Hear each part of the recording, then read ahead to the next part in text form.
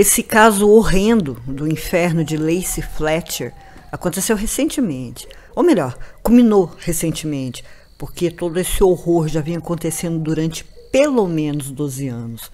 Graças a um telefonema em emergência 911, foi possível descobrir tudo que uma mulher com autismo passou na sua própria casa, pelas mãos dos próprios pais. E olha, por pouco, não ficou totalmente escondido. Por um pouquinho, ninguém nunca ia ficar sabendo. Essa noite eu vou contar para vocês um dos casos criminais mais fortes aqui do sanatório. Se você for muito sensível, talvez seja melhor nem assistir. Mas se assistir, certamente o YouTube vai desmonetizar esse vídeo. Então eu peço muito a ajuda de vocês com o like. Também que assistam os outros vídeos. Aqui tem muitos outros casos criminais.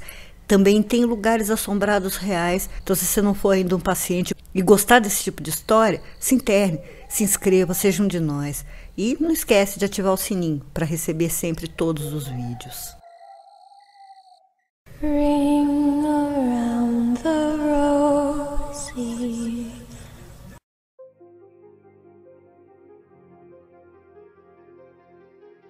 Boa noite, eu sou a Doutora Plague, abrindo as portas do sanatório e também a ala dos crimes.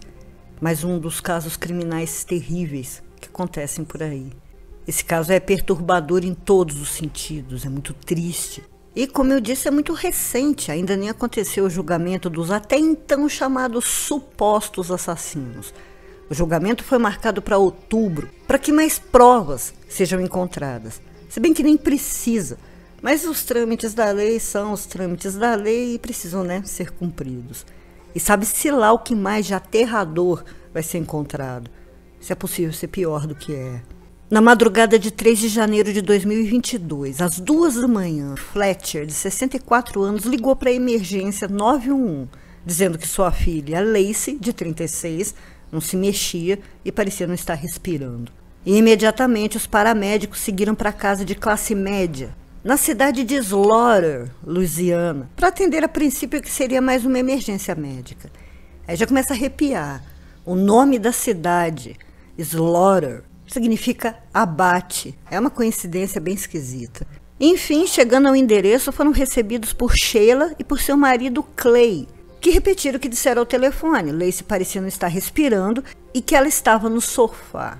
Mas ao abrirem a porta, foram surpreendidos por um cheiro terrível, que exatamente como disse um dos paramédicos, os atingiu como uma tijolada. Ele disse que não conseguia descrever aquele cheiro, não era nada parecido com o que já tinha sentido em todos os anos de carreira e nunca mais ia sentir algo pior, com certeza. Mas isso não seria nada, perto do que estavam por ver. Ao chegarem à sala de estar, estava diante deles a pior cena de todas.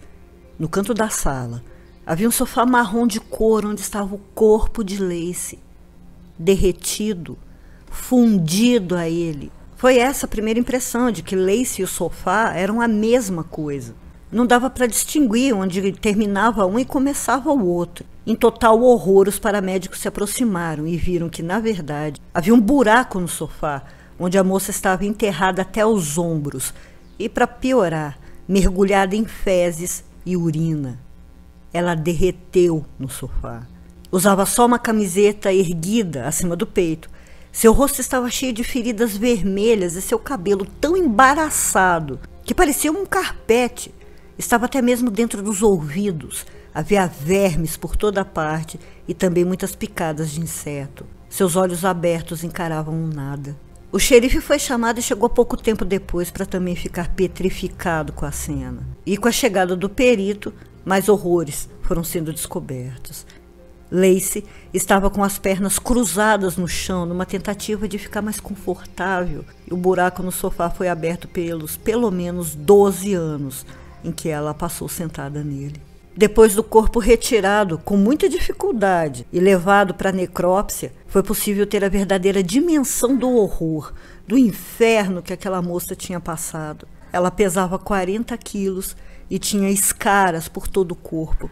Algumas chegavam aos ossos. Havia parte de suas costas e nádegas que estavam podres e tão enegrecidas que um leigo nunca ia saber distinguir. O laudo do legista constatou que aquilo, no mínimo, era o pior caso de negligência que já tinha visto na vida. E ele ficou tão chocado e horrorizado que, mesmo sendo um legista experiente, ficou uma semana sem conseguir comer direito e que chorava a cada vez que lembrava do que tinha visto. A conclusão do laudo necroscópico foi que a causa da morte foi desnutrição severa e septicemia, que começou com uma infecção óssea. Ele também fez fotos, mas segundo ele são tão horríveis que não puderam ser publicadas, sequer foram enviadas à imprensa. Somente membros do Tribunal da Corte tiveram acesso. Sheila e Clay Fletcher foram levados para interrogatório. E começa então outra parte do horror, que foi o depoimento desses dois. Sheila disse que a filha tinha autismo severo e um alto grau de ansiedade.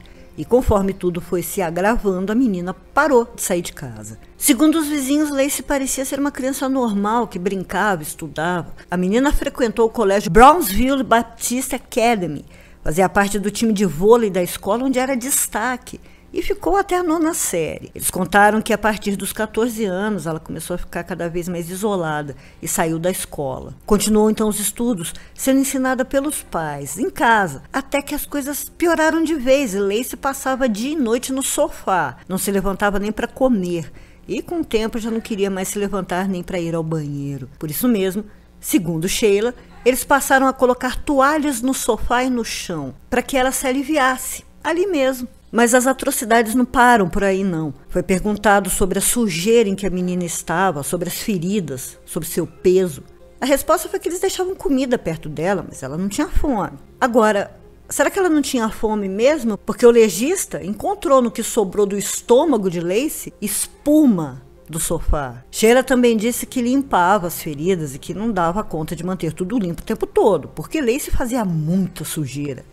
E que ela não reclamava de dor. A coisa toda é tão inacreditável que todo o resto da casa era tão limpo, mas tão limpo que o perito usou a palavra imaculada. E ao lado do sofá havia uma mesinha com loções antissépticas, talco, lenço umedecido, remédio curativo, o que mostrava que o casal tinha, sim, perfeitas condições de cuidar da filha. Na mesma sala estava outro sofá e a poltrona reclinável de Clay, onde ele assistia televisão. E quando foram questionados como conseguiam ficar ali com aquele cheiro, eles disseram que tinham se acostumado, já nem sentiam mais. Detalhe é que quando as autoridades entraram na casa, contaram que mesmo com a respiração presa, ficavam incomodados. Ainda durante o depoimento, Sheila e Clay Fletcher disseram que Lacey tinha ido ao médico pela última vez quando tinha 16 anos e que não a levaram mais porque ela não parecia doente. Os policiais ouviam a tudo em estado de choque e é claro que o casal foi preso.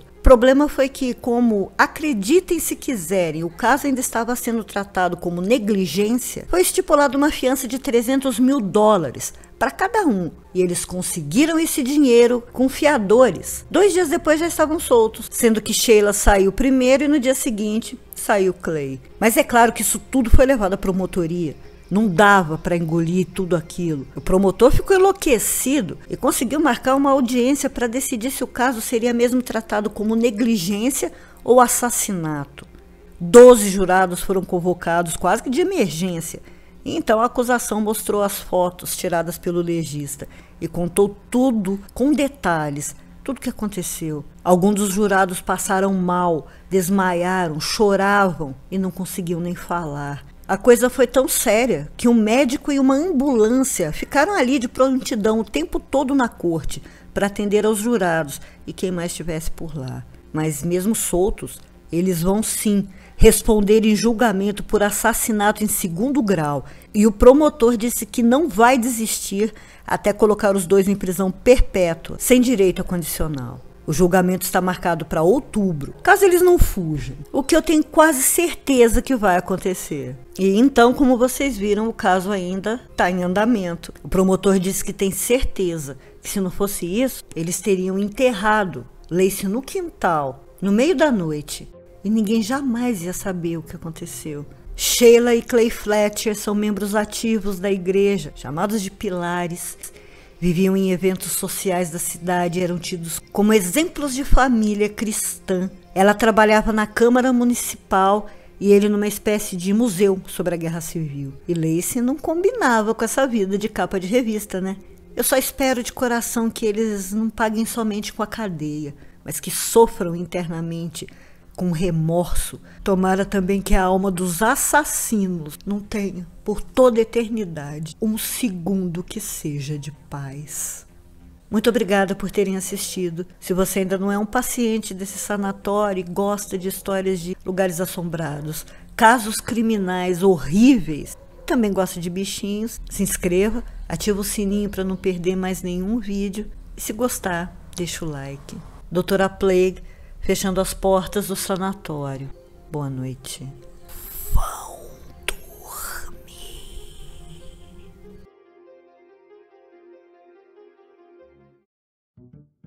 E a hora do salve, quem vai me ajudar é essa moça aí, ó, a Doroteia. No dia que ela chegou aqui em casa conhecendo os novos irmãos e irmãs felinos, eu encontrei a Doroteia presa no banco de uma pracinha, de noite, debaixo de chuva.